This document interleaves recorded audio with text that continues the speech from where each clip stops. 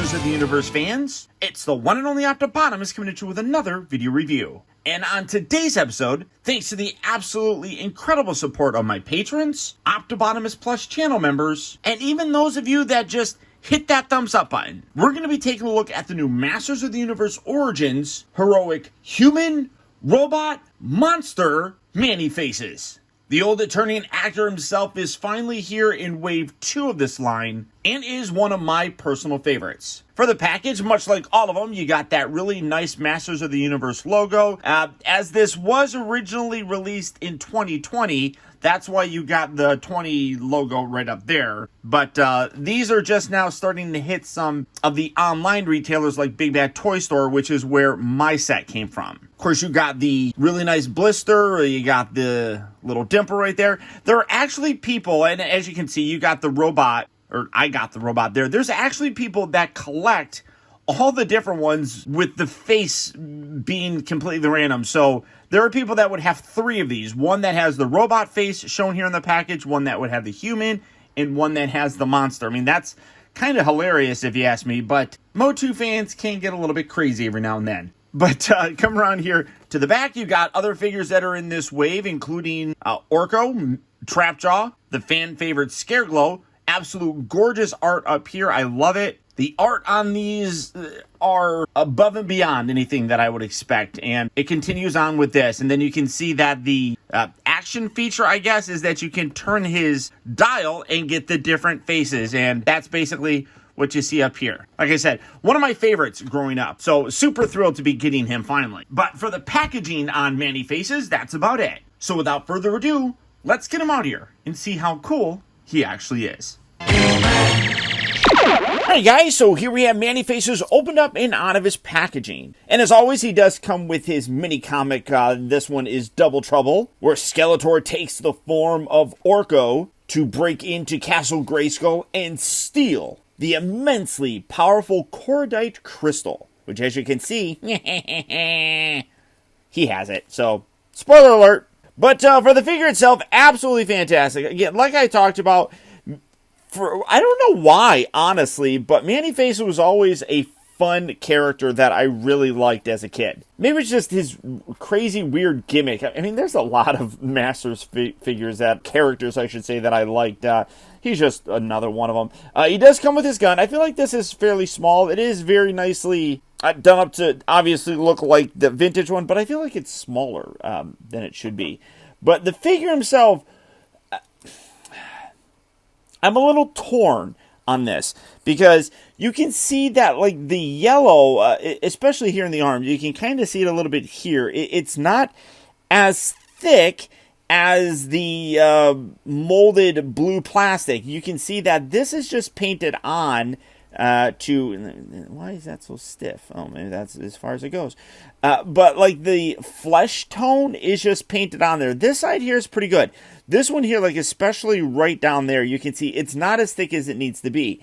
And the rest of it, I'm like, this is supposed to be like flesh color. And the vintage one did a pretty good job. This one really doesn't. And that's really unfortunate. To kind of give you an idea, I mean, this is the flesh tone that it really should be. All this stuff is armor, and then this is like exposed sections and everything. So the yellowing that they used on here is really very unfortunate. Even when you compare it to the, I guess, skin tone of his face, it really doesn't match the rest of his body. So that's absolutely disappointing, in my opinion. All the way around, though, aesthetically, he is designed to look the way that he did, and I think they did a great job. His biggest gimmick is the face-changing switch. So you got the human face, you can rotate that around, and now you have the robot face, you can rotate it around again, and you have the monster face. Now the cool thing is that is a separate piece from the neck articulation. This whole section here rotates, but as you can see, when you rotate it, the face doesn't move. So that's really cool how they incorporated that in there, so that it's not necessarily rotating the in this case, the robot phase as you rotate the head. I think that's really very cool. I like that a lot. Rest of the colors look pretty decent. The blue, the purple, all of it looks pretty good. It's just the yellow on them that stands out. But the overall look is really nicely done. Now, because he does have a unique sort of body and everything, you can't really swap that out with much. I mean, you can obviously swap out the arms.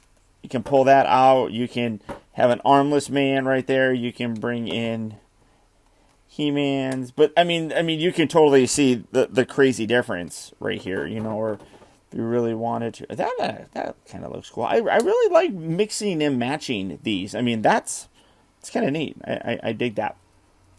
But really very fun, regardless. Now, he does have those legs that are very much like Roboto's and Trapjaw's. They might even be the same legs. I don't remember off the top of my head.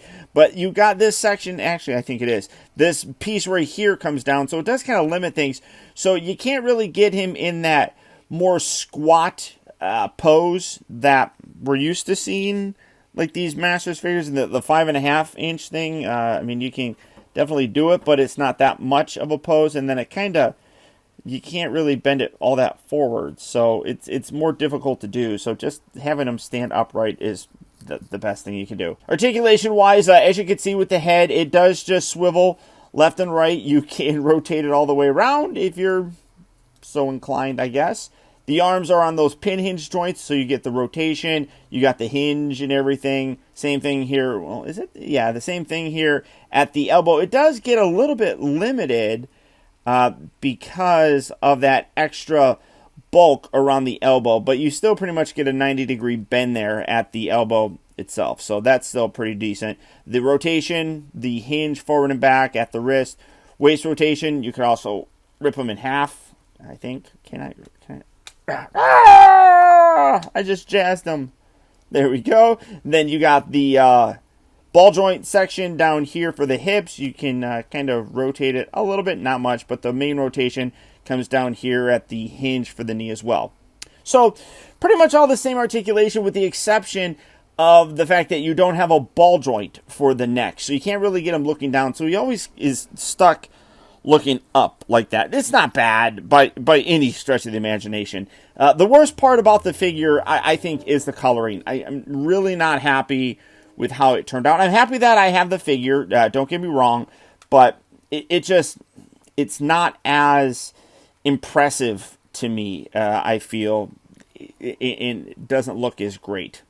So that is definitely unfortunate, but Manny Faces is still one that I would recommend picking up and adding to your collection if you are into these Masters of the... Oh, He-Man's just hanging out here all disheveled. Let me put that back together. So if Manny Faces is a figure that you would like to add to your collection, as I mentioned, he is a part of the second wave, and it seems as if that retailers are going back and redoing things. I've actually seen the second wave kind of popping up, as mentioned on some of the online forums. So that's cool to see. And of course, I got mine through Big Bad Toy Store, which theirs are all in stock now as well. So it's cool to see these kind of hitting their stride, and they're coming out fairly quickly. Like I said, I just picked up Wave 2 here, and already Wave 4 is being sent to me from Big Bad Toy Store. So a lot of real cool stuff going on. But beyond that, guys, that's about it. Once again, I want to send a huge thank you to all of you who watch my videos. And if you could do one very small thing for me, I'd really very much appreciate it if you would just hit that thumbs up button. Believe it or not, that one very small gesture really does go a long way towards helping me out, and I would really very much appreciate it. And an even bigger shout out to all of you that support my channel by becoming an Optibotimus Plus channel member, who through your direct support, now more than ever, help to make reviews like this possible. And if you'd like information on how you can help support my channel by becoming a channel member, where you can get exclusive custom channel chat and comment emojis, loyalty badges, early access to video reviews, exclusive member unboxing videos, live streams, Zoom calls, as well as the occasional giveaways like these guys do, then consider helping out by becoming a channel member. And all you have to do for that is click on that little join button right down there. And finally, remember that the real trouble with the world is that too many people grow up. Thank you for watching, and taking the time to be a kid.